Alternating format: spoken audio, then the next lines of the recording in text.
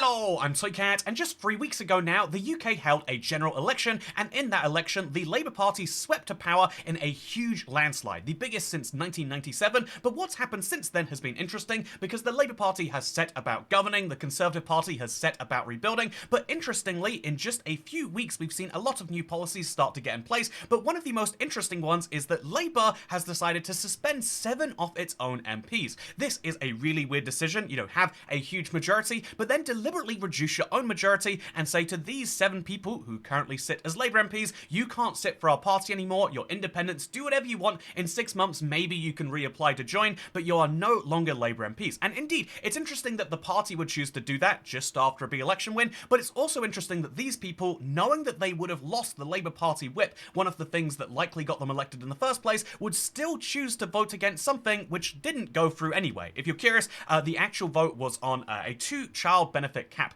There are certain benefits in the UK which you don't get more off for each child you have, past 2 children, and this is something which a lot of people think is not okay, because, benefits are for the poor, and why would you cap that based on the number of children you have? And so the SNP, as a new opposition party, or rather, continue opposition party, but the SNP is trying to show their teeth and saying, yeah, we're going to vote to get rid of that, who wants to join us? And 7 Labour MPs jumped aboard, despite the government strictly telling them, no, it is not our government policy, our policy as a party is not to vote against this, and so they got suspended. It's the brief version of it, but yeah, I guess to dive into this a little bit more in case you're curious, it was introduced in 2017, and it's something which is a very, left side of the political spectrum issue. The broad, the public might see it as, well, why would you reward people for having more than 2 children? And it's wildly expensive. It costs $3.4 billion a year, 3% of the total budget for working age benefits, just to give people with more than 2 children extra money per child, and people who are, in favor of it say, well, if we're giving out benefits for people who don't have enough money, say, to feed their children, then we shouldn't say, yeah, well, who are you to have more than 2 children, because the children already exist. It's not about punishing the parents, it's about the children. There's an interesting debate in here that I'm sure all of the parties had, but the interesting thing about it is that it was never going to win anyway. The Labour Party's majority is one of the biggest ever, the biggest you can see here. It's even bigger than in 2001, but with a 174-seat majority, the government can pass basically any legislation that the majority of its party agrees with. In general, when your majority is quite thin, you have to get everyone in your party on the same side, but with a thick majority, with a huge majority, even when 7 of your own MPs say this is the worst thing ever and I don't want to be a part of a government that does this, it still doesn't matter, because losing 7 MPs still brings you, so the Labour Party had a 174-seat majority, losing 7 MPs still puts them at basically, at the point where they still get to decide, and that is the tactics behind why this happened. As the Labour Party, it is, or rather as the leader of it, as a, he's often trying to talk about the idea that it's a reformed Labour. I think Keir Starmer needs to show to the general public, and if not to his own party, yeah, I know that a lot of people are going to see us as this party that does all these crazy things that they don't like, but we need to show that we'll act seriously, and that means that just because a party says, hey, you should scrap this thing that we want you to scrap, we're not just going to do it, we're going to stick to our plans and do things in the longer run. That is the basic idea, and the analysis from the BBC here I thought was pretty good. It is the fact that, obviously with a narrow majority, you obviously couldn't act so boldly, but with a colossal majority, he has the scope to say, yes, this is what the public want, I am going to work it out. Eventually, we can get round to scrapping that, but we don't have to do everything we want to do in the first few weeks. This is an interesting problem in the radical circles, which is basically people saying, there's a radical problem of why is it that when we finally get into power, when we finally convince the electorate that we're the people to trust, that we don't do everything we want on day one? We only have up to 5 years in power, let's get everything done quickly, whereas the other people in the world would say, no, the reason they gave us power is because they didn't think we'd do that. And so there's so here are the 7 people, all of whom sit on the left of the Labour Party, and this is the weird kind of parliamentary problem that exists in the UK, or rather in any, Westminster-style system. This is a rough view of the political spectrum. On this channel, we believe that the centre is where the majority of the people are. I know some people believe that the centre is a whole wacky concept and that left is the real centre or the right is the real centre, but in the majority of most analysis, you'll see that the centre is where, the majority where the voters are. So that's how I believe the centre is. If the majority of voters believe that we should nuke ourselves and we should all start listening to TikToks on the train, I would have to say I'm to the right or the left of that position. I want to nuke ourselves a lot, or I want to listen to TikToks TikToks also in doctors' offices and at religious ceremonies. But the point here is to say, like, regardless of your views on politics, the center is where most people are, and then they kind of teeter out as you get more and more extreme from there. And so, in a traditional two-party system, the way that the electoral politics works is that you have two parties, one on the left and one on the right, and they get about 50% of the vote. This is what's happening in the US, funnily enough. If you look at presidential elections, even when you have like a trouncing, as some people would call it, it's like winning 51 to 46.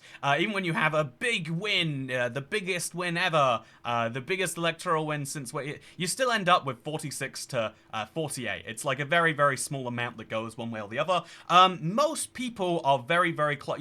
The two parties end up getting people basically to split 50-50 each time. Sometimes the line looks a bit more like, that. If you can just slice off that many of your opponent's voters, then that is enough to win in a two-party system. But in a parliamentary system, it's a bit more interesting, because instead of just having one line, everyone has to vote for one of the two parties, or it's a wasted vote, or how people like to talk. Instead, in parliamentary systems, as long as your seat votes for a way, it is a valid vote. So on the right side of the spectrum, we're going to simplify. I'm sure the actual people on the furthest right wouldn't vote for it, but to simplify here, the people on the furthest left and furthest right of the spectrum can vote for some real fringe parties. Then some people who are just above that are maybe going to vote for like the Green Party or the Reform Party. And then there's an interesting problem that the UK politics has, which is the people who are broadly somewhere near the centre, maybe slightly right of the centre, are going to vote for another party yet. So what you have here is you have a interesting problem where, on both sides you can get squeezed out by this. But basically this means that the Labour Party exists in the UK in one particular spot right there. Should we fill in the rest of the colours too? This seems fun. Just for a little bit of colouring right here, shall we do it? So,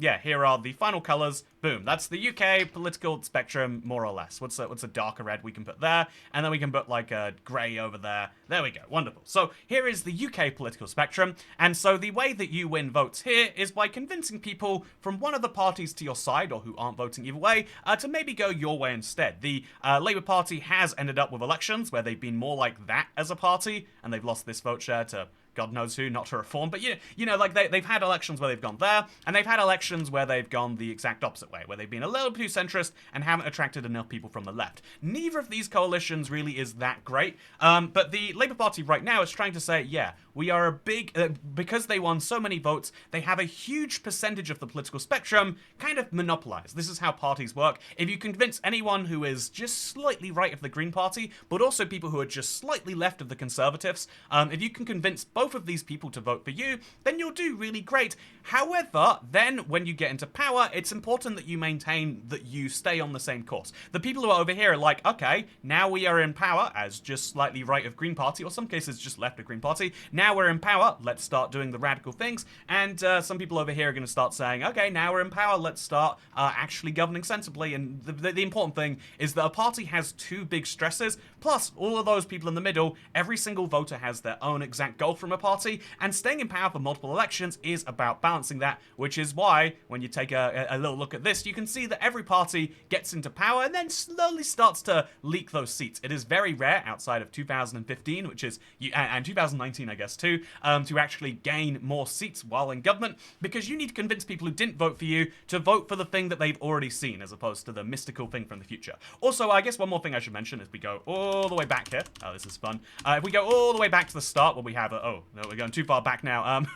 If we go all the way back to the start when you have a two-party system, one of the problems with this that a lot of people will say is that if both parties are basically going for more or less the same votes in the center there, this is why a lot of people, a common complaint in politics is both parties are the same, they do exactly the same stuff all the time, and it's because they're basically trying to get very, very, very similar people. The furthest right Labour voter and the furthest left Conservative voter are very, very close together. The same with Republicans and Democrats, which is why some people are like, no, this is why we need something really extreme and out there.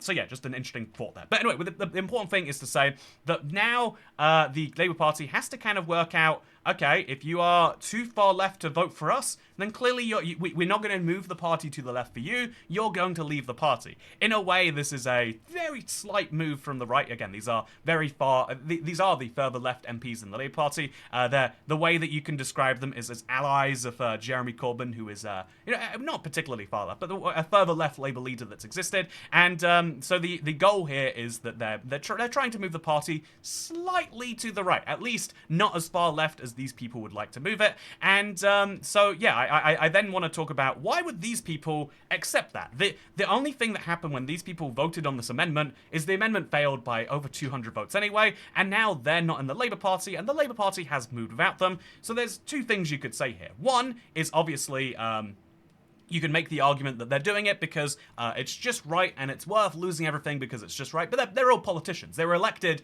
They worked out how to win electoral campaigns. They're playing tactically on some level, right? It's not that you just randomly a person with views ends up being the parliamentary candidate. No, you're working out what you're doing. So why would they deliberately get suspended from the Labour Party? Well, one, it's only a 6-month suspension. If you actually look into it, it's like, yeah, well, they're suspended for now. But, like in 6 months, they can rejoin the party, and eventually they might. So, this hasn't happened in the past. They weren't necessarily expecting it, and some people, they now get the left the party, seeing them as like martyrs. Shameful and a shocker is what people are saying. And so yeah, it starts a little bit of a fight in the government, which makes more people consider like, maybe we have to move left to continue getting the same vote. So they get closer, they're hoping to move the party closer to their position, but also there's a little bit of the difference between, one of the interesting bits about a Westminster system is that all of these people represent an individual constituency, and they need to be seen as doing right for their constituency. So one that immediately pops out of me, I mean obviously Bradford East and Coventry South and Leeds East, these are all places they're going to jump out, people from different places. I think Liverpool West Derby is the weird one in this, but you can see that these people all have constituencies in very unique areas. So Poplar and Limehouse, as an example, if we just slide over past the German federal election. By the way, in Germany, they don't really have majorities. They have to get lots of parties together, and so effectively they have the same system as the UK, but they're forming the majorities after the fact, and it makes the coalitions a little bit more prone to fracture if one party moves one way or the other. But yeah, in Poplar and Limehouse, which is the constituency of this lady over here, you can see that this constituency is not just covering Limehouse, one of the poor areas of inner London, but also covers Canary Wharf, one of the richest areas on the planet, but definitely in Europe, right? And so this is a bizarre constituency, which leads to very, very bizarre outcomes. I mean, if you look at the wealth generation or the cost to live there, it is wildly expensive, but at the same time, it is, it's expensive to live there, but it isn't very high income. If I show you a random snippet from the constituency here, if I just snip a random road over here, the A13 maybe, if we just go onto a random road over here, then you'll see like, okay, actually, this isn't too bad, right? We didn't pick the worst place we could have. But if we just do a little slide over and we see, I feel like we're picking bad areas all of a sudden. But if you look around, it's like, yeah, it's not the nicest spot in the world, right? I'm interested by these houses. You must have the most interesting life if you live between 2 train stations on 2 busy roads intersecting. Maybe a third busy road? No, there's a bike station there. You could bike to and from your house, which is nice. But yeah, basically, as you can see, it's a very, very, very interesting constituency on one side. And then if we look on the other side, you've got this. This is a... this is an interesting view from the floor. Look at this. Same place. Not even just same place. Like 2 miles apart or something. Maybe even less than 2 miles. This is, 1.8 kilometers, I think is what that is. About a mile away from one to the other. It is insane how London constituencies work, but really inner cities constituencies work. But basically, this huge cost combined with a low median income means that it's very unevenly distributed, wealth-wise, between these 2 places. And, when in general you're talking about the idea that, like, oh yeah, there's some people with some money way over there, it's more of a mythical concept. When you live in a city, you see the people who have the money. You have to walk by their skyscrapers to get where you want to go, and it does some interesting things to your politics. Also, obviously, it has to be mentioned, Tower Hamlets is the one of only 2 boroughs that has a Muslim plurality. There are more Muslim-affiliated people than Christians of all denominations together, which is obviously quite unique. You can, I guess, if you look at this map, it's very interesting in a lot of ways. There's like a couple of these, but it's also interesting that you could see this if you're religious as like, okay, all the red people are godless heathens. The blue is no religion plurality. So that's where the next crusades are happening or something like that. It's interesting how you can, this map has lots of intriguing things. There's Hindu being second in Harrow. Very, very interesting map by itself. But this will tell you that, like, okay, so you've got a different type of religious politics, you've got a different type of inequality politics, and then you've got a different type of MP who is popular in that area. This is a similar thing if you look at the map, the same, like, it is very expensive but not very well off, also applies to Islington North, which is famous for being the leader, this fella right here, and I think this is something that kind of tells you how the UK works. I think it is a good thing if people can make a stance against their party and for their area, and honestly, it kind of works on both sides. These people get to be like, yeah, I fought for you, person with more than 3 children who currently has their benefits capped, and you know, anyone who believes in that too. There's a lot of people who are like, yeah,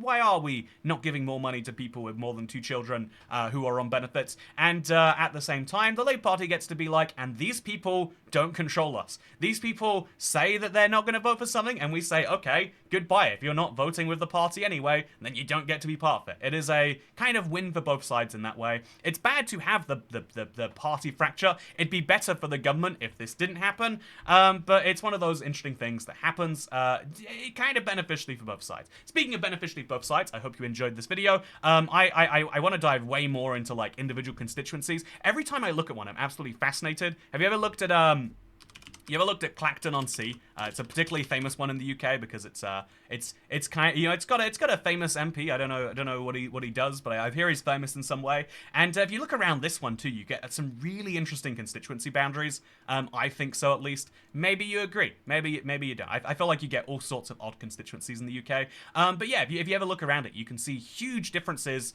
in the types of people you need to bring together, and then you get people who represent very different areas coming to the wider parliament trying to get their views across. It's crazy that anything ever gets done without this happening every, you know, 25 seconds, I guess. And so yeah, something to consider, maybe not something to consider. Last thing before I go is not just a fun fact, there is a longboi if you're interested in getting the channel's mascot, but it's a very long thing. I know a lot of people over here love the cat too, and I think this is one of the greatest things that you can buy. It's just $29.99, link down below, and you can use it as a pillow, you can hug it, you can do all sorts of great things with it. Speaking of, by the way, weird things, I just want to share this right here. So if we, in the 2024 election, it is now basically presumed that there is a person who will be in charge, a woman of some description, and this means I just want to also share, if we look into the comment section, this guy right here, sadly, Mr. Red Technician, that he had an 8-to-1 bet on him winning on Paddy Power. If you'll believe, that is the exact same for me. I had an 8-to-1 bet on Biden, and I was feeling really smug because the odds went down from 8-to-1 to 5-to-1 to 4-to-1. I was like, I have made the smartest call ever, and then somehow the sitting president, they decided to give up their incumbent advantage, which doesn't bother me for any reasons about politics. It bothers me because I lost my £19. If you want to give me £19 by a longboi. And we can make up my poor bets. I'm not going to do political betting anymore, that's for sure. By the way, one last thing is, it's my channel's birthday, according to YouTube. But also, at the same time as saying it's my birthday, it says it's been 348 days since my channel's last birthday. So can someone work this one out for me? Was last year a short year, or can you have multiple birthdays? Is my channel like the Queen? You know, if my channel is like is my channel like the King? Does the King get multiple birthdays? That's a question I need to know the answer to. You know, I've got to say, the Queen looks a lot younger than the King, huh? King is an old man. I have a suspicion we might see another king in my lifetime. Speaking of kings in my lifetime, you're a king if you buy the longboi. It's great. Look at me, channel merch and everything. Look how professional I look. Okay, thank you for watching. Hope you all enjoyed. I'll see you next time. It's gonna be a map video about the US. It's gonna be fun. See you there. Bye.